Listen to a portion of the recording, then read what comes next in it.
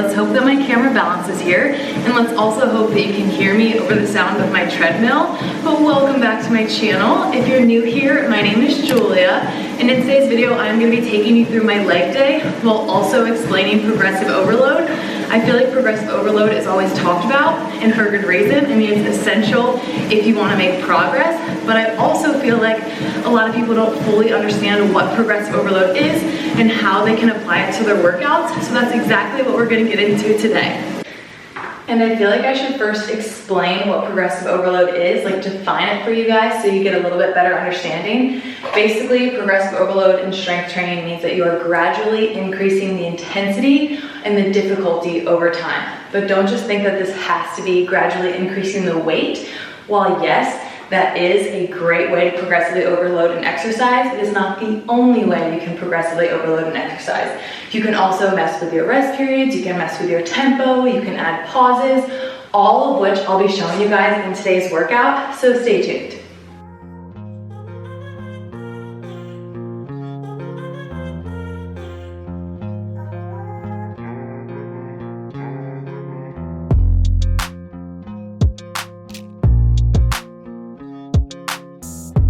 And like I mentioned earlier, I am taking you guys through my leg day. It's a Monday, so we're working hamstrings and glutes, and just like every other hamstring and glute leg day, I'm starting with some barbell back squats. So for this first set, I'm doing 5 sets of 10 reps, and for this first set, I'm gonna show you a normal set. So I'm putting some moderate weight on the bar, and I'm just gonna go through these 10 reps with a normal tempo. Then afterwards, I'll show you how I can progressively overload the barbell back squat 4 different ways.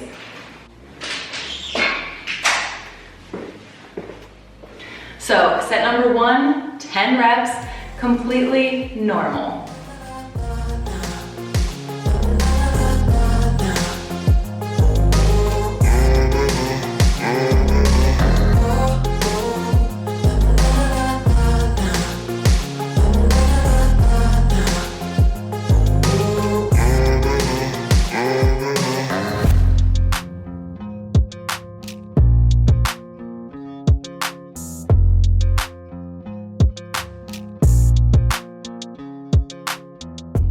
So I just finished up that first set, and if you are someone who isn't yet ready to increase the weight, you can actually mess around with your rest periods. So typically I would rest about a minute between sets, but it's been about 15 seconds and I'm gonna hop into my next set. So it'll end up being about a 30-second rest, but that's another way you can progressively overload, make it a little bit harder by giving your body a little bit less rest.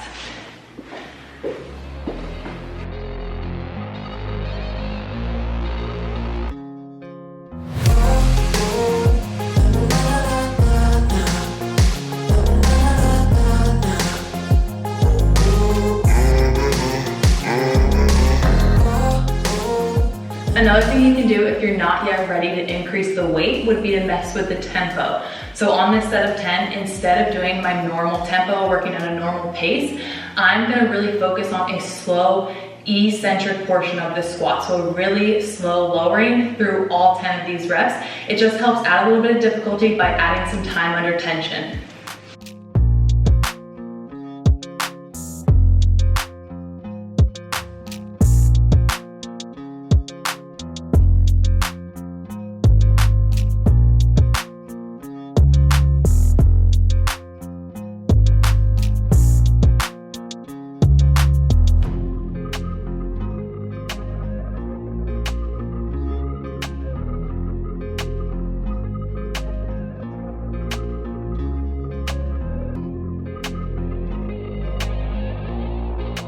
All right, next we're gonna mess around with the isometric portion of the lift, basically that portion that you can hold where there's the most tension. So this is gonna be at the very bottom of the squat. Before coming back up, once we're all the way down low, we're gonna hold for a 3-second pause, then stand. It's gonna make that standing up part way harder since we're going from a dead stop.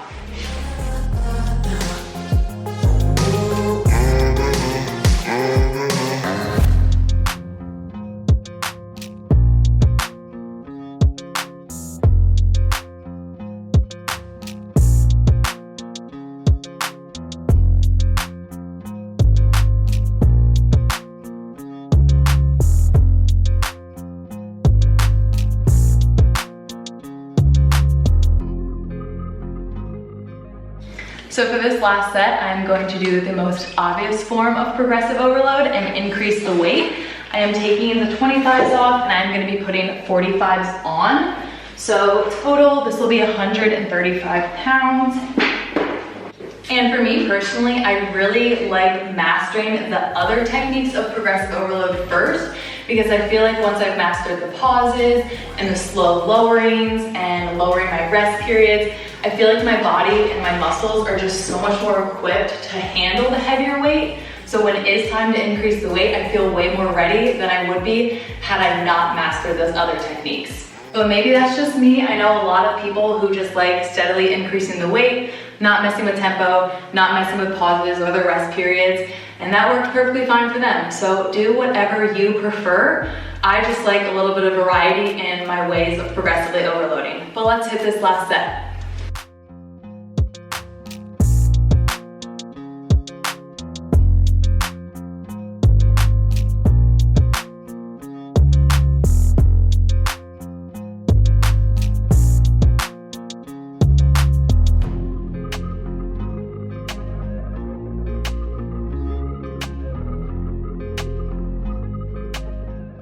I also feel like it's really important to mention that you should not be increasing the weight or even doing any type of progressive overload until you've mastered your form and technique. Those are always key, and those will really help you prevent injury. I'm sure you guys could guess what we're moving into next. Barbell hip thrusts. You guys could probably write up my leg days by now. They are so freaking predictable. They don't really change much week to week, but they work so freaking well. And the reason they work well is because I progressively overload them.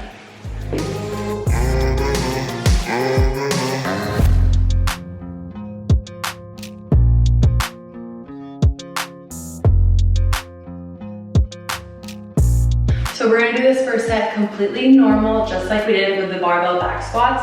And we're also gonna do 5 sets of 10 reps, but that is gonna change a little bit as we're working through the sets, as I show you different ways to progressively overload this exercise.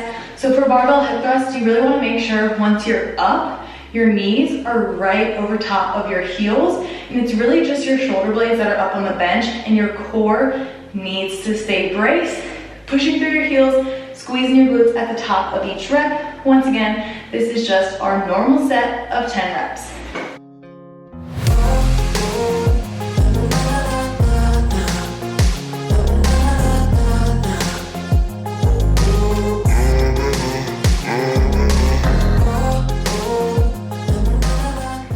Once that becomes pretty easy, but you don't know if you want to increase the weight yet, we can add some pauses, we can add some pulses, and make it lots of fun. So for this next set, I'm going to utilize an isometric hold or a pause.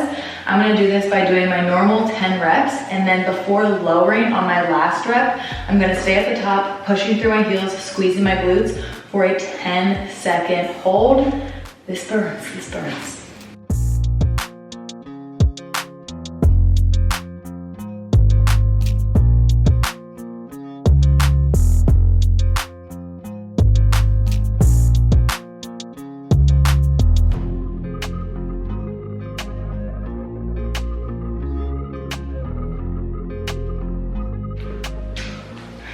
That really lights up the glutes. Another one of my personal favorites for hip thrusts would be adding pulses. So for this set, we are gonna do 10 full reps, and then at the top of the 10th, instead of holding like we did last set, we are gonna finish with 10 pulses. Just top range pulses, moving up and down maybe 2 to 3 inches.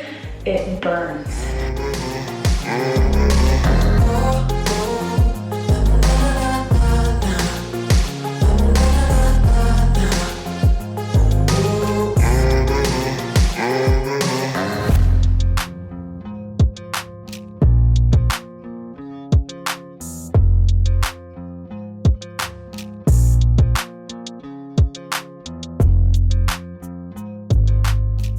All right, next we're getting into my all-time favorite glute burn, okay? We're going to do what I call the hip thrust trio. Basically, we're gonna be combining everything we've already done. So we're gonna do 10 normal reps, right into 10 pulses, right into a 10-second hold. I swear by this thing, okay? I feel this in my glutes more than I feel any other exercise in my glutes.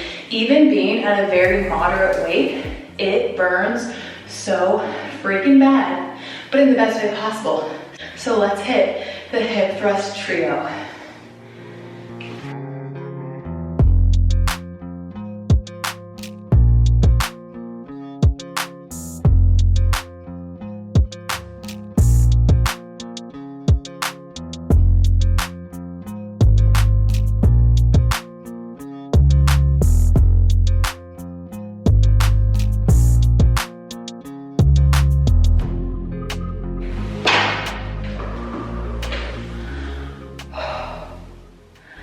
My glutes are in knots. All right, last but not least, we're gonna increase this weight and do some normal tempoed reps.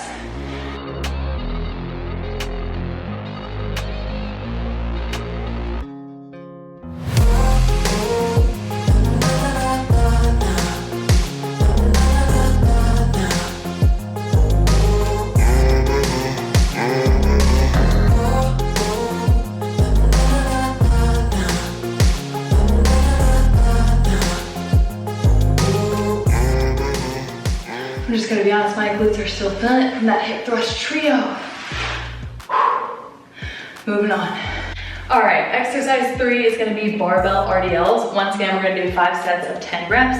Barbell RDLs are unique because they don't just require strength from your lower body, they also require grip strength and back strength. So for that reason, it's really hard for a lot of people to just continue increasing the weight on them. So I'm gonna first show you a normal set, and then I'll show you some variations and ways you can kind of progress them before increasing the weight.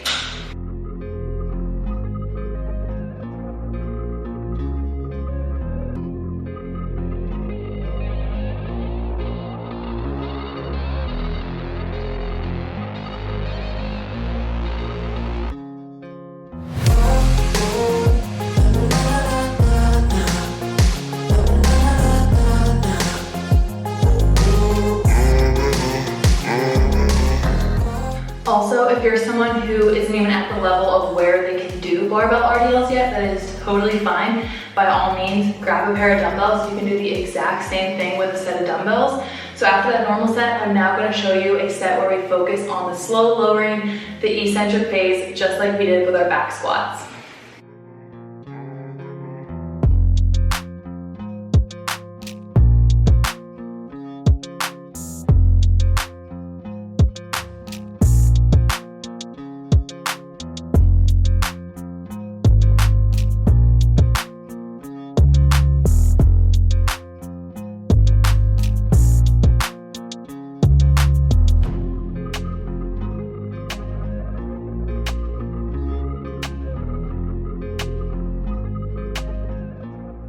Next up, we can also focus on that isometric pause at the bottom of each rep, but this is something that you really need to be careful with your form on. If you ever feel RDLs in your back, that is a big sign that your core is not properly engaged. So take the weight down a notch if you need to, and make sure your form is right first.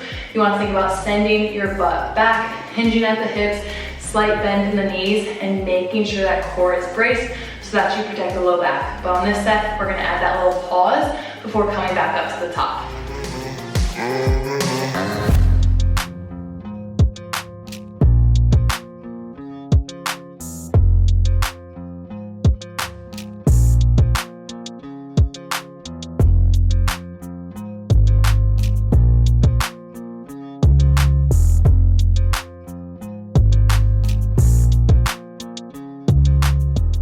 All right, for this fourth set, we're gonna kind of change the exercise execution. We're not messing with the tempo, no pauses, we're not increasing the weight yet. We are slightly changing the exercise.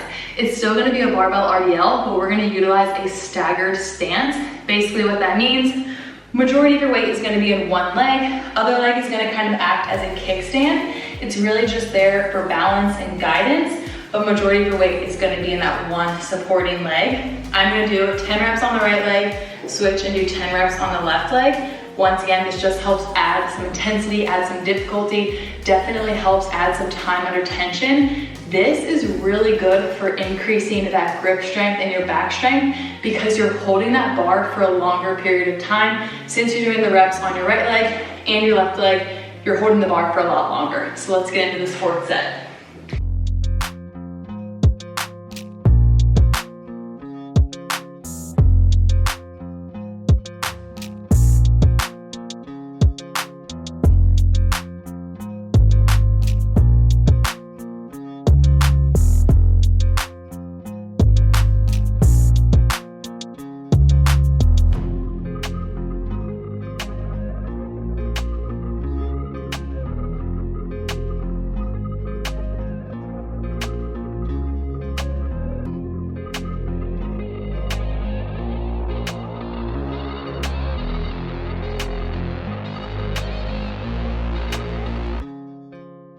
All right, I've added the 15s to the bar for this last set. Obviously, this way of progressive overloading would be to increase the weight. So I'm just gonna do my last set of 10 reps at normal tempo.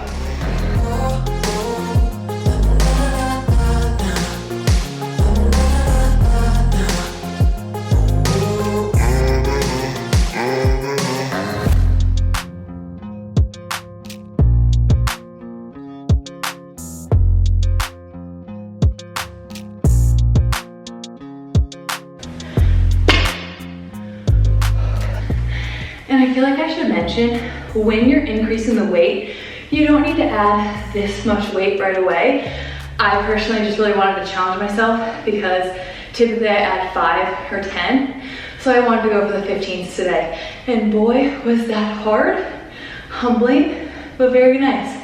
All right, I'm gonna finish up this workout with a little superset. I'm gonna do 12 each barbell reverse lunges, followed by 12 each cable glute med kickbacks. I'm gonna work through that superset 3 times, then call it a day. And I feel like it'd be really redundant to keep walking you and talking you through every single exercise that I do, because I feel like you guys probably get the gist of it by now. The only other thing that I haven't talked about yet, which I'll show you guys with some reverse lunges, would be adding a deficit. So one thing I really like doing with my barbell or dumbbell reverse lunges would be to stand on a plate and then reverse lunge from there. Adding that little bit of deficit so you have to lunge back a little bit lower just adds a tiny bit of difficulty, and I am obsessed with it. But let me get into that last superset and then we'll chat.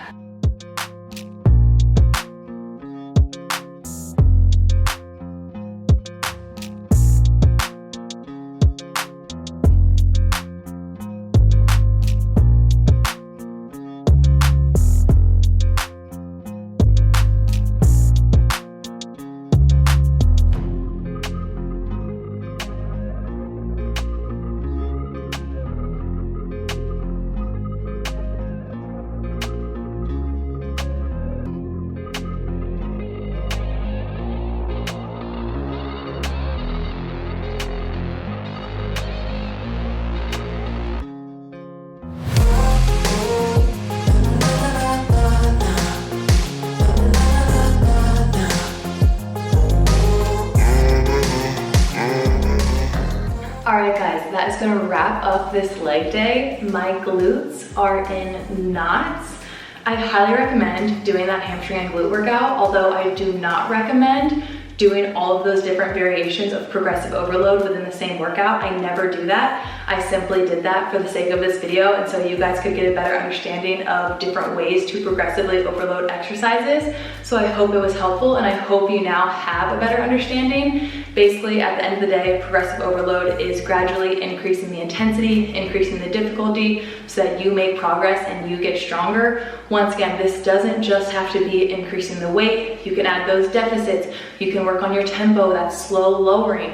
You can add those pauses and isometric holds. You can decrease your rest times. Like, there are so many variables that you can change around to make things more intense and more difficult so that you are still making progress. So let me know if you guys try this workout, and let me know if these ways of progressively overloading exercises were helpful.